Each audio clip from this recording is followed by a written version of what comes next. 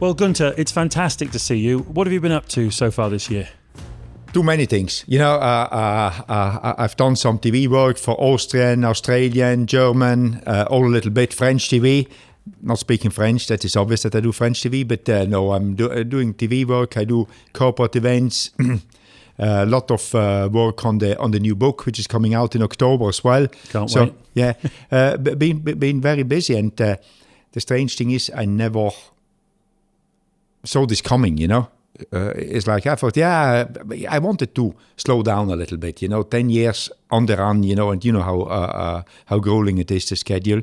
But then the day it was announced that I'm not there anymore, the telephone started to ring, and, I know a lot of people, and it's actually been good fun. Or it is still good fun, not been, because I'm still doing it, so. So we're here in the Buffalo Trace Whiskey Distillery in Covent Garden in London. Tell us a little bit about, what you're doing with them, the partnership, and where you want to take it. I'm a little bit like an ambassador to them. I mean, it came all together. I like whiskey, and they got to know me from Formula One, and they wanted to do something with Formula One, but didn't want to go into Formula One. So I quite liked the idea, and I went up to their distillery in Kentucky, which is, I'm saying, not far away from where I live. It's still 6 hours drive, but it's in America, 6 hours drive is nothing. So I went up there. It's I mean, the place, I was blown away from their facility. I mean, I never imagined that this is so big, so nice, so neat, everything. So, and we just said we do a collaboration, I like whiskey, and give the message to outside of the US that bourbon is a good whiskey. Perfect. Or it's the best whiskey. It's the best whiskey. It's the best whiskey, right. So you're a free agent at the moment, but so give me 2 or 3 things that you miss about being a Formula One team principal. I think the biggest thing I miss, but it's not that I dwell over it, is going racing, on when a race car goes out there on a Saturday for qualifying, a Sunday for race, that adrenaline, that is the only thing I would say I miss a little bit. The rest of it is like, and I mean, you miss the teamwork, because I mean, I'm still a lot in touch with people. I know a lot of people, so I'm not on my own, I'm not lonely, but a team is a team, if you work in a team, that's always a cool thing to do. But all the rest is, I mean, I'm around, I would say about 70% of the Grand Prix, so I still see the people there, and I'm obviously not in a team, but the biggest thing is when the car go out, I'm not sitting there and, I would like to be there. It's just like, okay, it's cool going racing, but I still, I even enjoy watching it. So, but that is the only element what I miss a little bit. But the rest is, I'm perfect. I'm actually very happy because I'm free, Yeah, I can fully understand that. And you become a brand, like we were just talking about. I mean, all these different phone calls you're getting, but it's all based on the fact you've got a wonderful character, a wonderful sort of personality. You come across very well, a great communicator. I remember when we first met, when you came into Formula One with Jaguar back in 2001, I think it was. You come 1 or 2, I don't even remember. Come from rallying, and I was commentating on ITV, and back in those days. The people watching probably cared about maybe half of the drivers and maybe 1 or 2 of the team principals. But now the personalities in the sport are so central to its success, and you've really thrived in that situation. So do you feel that Formula One is a show? No, I don't think. I mean, it's entertainment, but it's not a scripted show. It is a show, but it's unscripted. It's not. I never say, I have no script. I mean, I do what I like to do. I give you my opinion, if you like it or not. I mean, I don't want to upset anybody, but you can take it or not. But I don't think it's a show. It's entertainment, but people want entertainment. I mean, as you said, in the good old days when I was there the first time in Formula One, it was a lot smaller sport. And people were happy to watch a race. These days, young people are not happy to go somewhere a long way, spend money to watch 1.5 hours racing cars. They want to see the cars racing, but they want to do other things as well, because I think society has become used so much to be entertained and to find their entertainment. You need to give it to them. Otherwise, if you don't give it to them, somebody else will, and you lose that that people, and I think Formula One, since Liberty came in, that's what they did. I think on an F1 weekend, the race is still the most important thing, but you've got a lot of other stuff going on, like if you see some of the races, the new races put in Miami, Vegas, there is a lot of entertainment. You can go there 9 a.m. and you can go out 8 p.m. and you were flat out all the time doing something new because there's so much going on. And I think that is what people now expect from an event, not from Formula One, from every event, because they're not happy just to go a long way to watch F1. They want to see the cars, but they want to do something else as well. And they want to eat some good food. They want the kids, take them with you, But that's the people any sport is dreaming of, the young generation, because us all this, nobody wants to see it. Oh, they want to see us as well, to be honest, yeah. And if somebody doesn't want the entertainment, don't go there. Just watch the race, because the race is still the pinnacle of the race weekend, of a Formula One race weekend. Yeah, it's interesting. You and I were both in Miami, and I think it's a great race. It's a great occasion. But I can't remember being at a Grand Prix where what was going on the track was more incidental to the whole picture. It was like, even Trump turned up. Obviously, that took things into a completely different dimension. But all the music and all the stuff going on and the cultural stuff, obviously, like you say, the ultimate measure of success in Formula One is the stopwatch and the points tables. But it just seems to me that personality in all of its types, and particularly personalities like yourself, are just so fundamental now to the success of Formula One. Yeah, and I think, again, we have to put this one down to social media as well, which before it was not supported, and Liberty Media picked up on that one and gave this to the people, because people want to see things that are, I would say, abnormal, in a good way abnormal, and that's why they watch it, They're not just watching 20 race cars. They want to know why they're going around, who is driving them, who is the people they want. And now you can give a lot of information to people via all the channels we have got out there now, in the old days, there was TV from half an hour before the race until half an hour after the race. That was it. And then you had the written journalism, which came once a week. You were part of it as well, So, and now you have got every minute something on this machine, So, and you need to feed it, and you need to feed it. You need the personalities. So, Drive to Survive obviously is at the core of what's really exploded the popularity of the sport and made people like yourself and other team principals into huge stars, like drivers were in the past. I often wonder whether, after a few seasons of this, whether some of the team principals, like in the meetings behind the scenes and in the way they make decisions, I wonder whether that starts to influence, do you know what I mean? Like art imitating reality, imitating art, Did you ever get a sense of that up until when you finished with Haas? Did you ever see that or feel that was happening? You want to say yes, I can tell. No, I don't want to say yes. It's difficult to talk about other people when you're not sure. That meeting which was filmed. Yeah. I don't watch Drive to Survive, but I was there. So people say, how comes that he says he doesn't watch and knows what? I was there actually, and I was actually, I was like amused. What the hell is going on here? Because I never make it up for the camera. I do what I do, and because normally I forget that I've got the mic on, and you can ask Netflix about it because the stuff I say on it. Yeah. I think your language probably reflects that. It's like, so I forget about it. But in that meeting, maybe it was a little bit, it's like, what's going on here? Because this is not normal, So, but they were not told to do it. They took it in their own hands, I think. They saw an opportunity. Absolutely, no question about that. So what do your wife and daughter make of all of this? Is the person that they've seen in the series, do they recognize that as the man that they live with?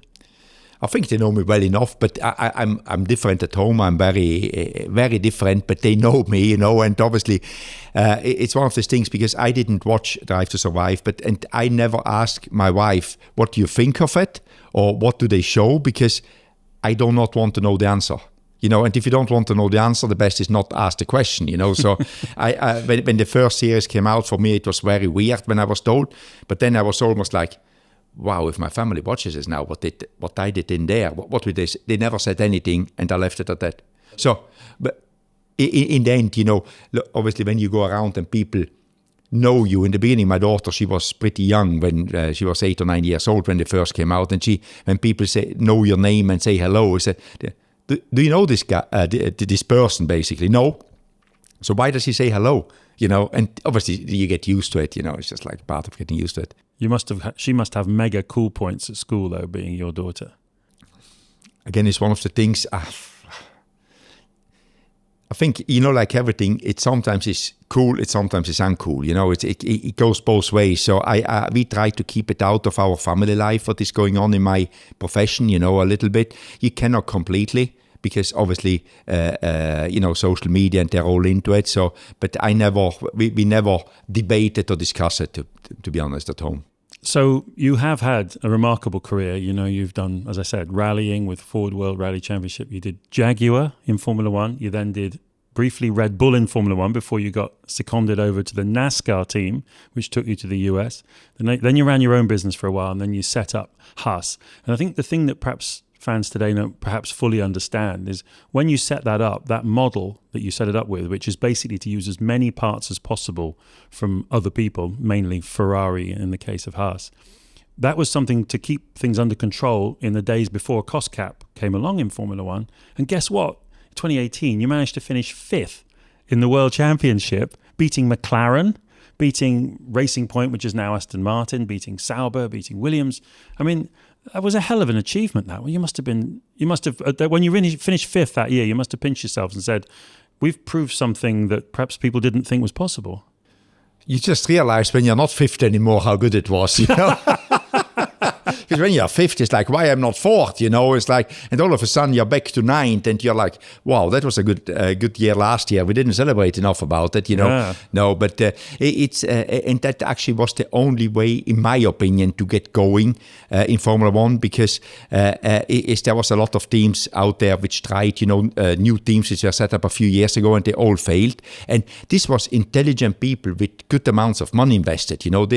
These were not idiots or stupid people. These were intelligent, good people, but it is so difficult, Formula One, to start from nothing, that just doing more of the same, I didn't see how I can make it work, because we didn't have more money. We are not more intelligent than the people which did it, So why would we succeed by doing more of the same? You need to find another way to do it. The way we went was no insurance that it will work, but thinking about it, this could work actually, And at the time, the regulations were a little bit looser because nobody had done it. After us, they kept on closing gates, because Guenther walked in here and took advantage of this because nobody tried it before. So we didn't do anything illegal. We just exploited what was in the rules, So, but for me, it was always the respect for the other people. I looked at the other people and say, wow, these are people which have got money, which have got good people working for them, which are intelligent, and they struggle, Why should I think I can do it better? I would have had,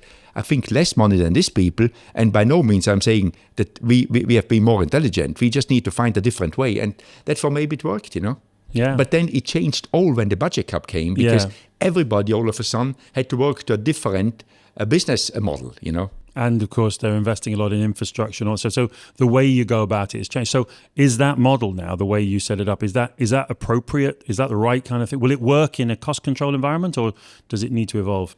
I think, and I realized that a few years ago that it needs to evolve, because everybody evolves, because to get the best out of the cost cap money, and it's not only about money, it's about the people you've got. You need the money as a base and the people, good people. But the good people you just get with good facilities, giving them a good work environment, a good vision of what you're doing, So, and the cost cap model, I think, works best if you do as much as possible in the best way yourself, all the production, everything, and you develop that one. And, some of the teams do it better than other ones in the moment.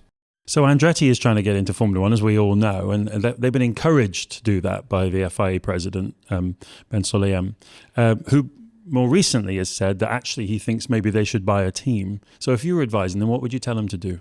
Buy a team, but I don't think there's no team out there to be bought. That's a dilemma. To do everything yourself is so difficult. And obviously when you're working there, you say it's possible, but actually it is. I'm not saying nothing is impossible. I give credit to everybody who tries, but then again, I always try to go the way with the best chance to succeed. And I think that would be to buy a team. We're now, 18 months away from a whole new set of regulations kicking in, which are important ones for Formula One. Massive change on the engine, etc. What's your feeling about the 2026 regulations? I think the regulation is just a development of Formula One.